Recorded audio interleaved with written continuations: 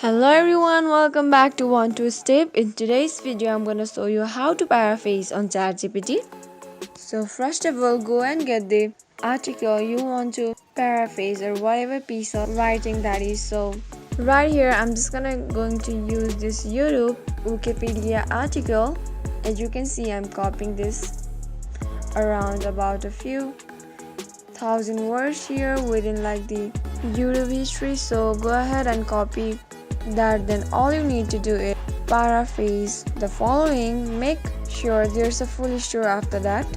Then you can paste in that there, and as well make sure once you paste it there's a space between the first word and the full stop there.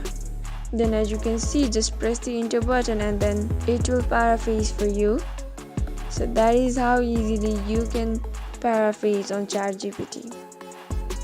If you found the video to be helpful, go ahead and subscribe to our channel and also press the notification bell so that you'll never miss another upcoming upload from us.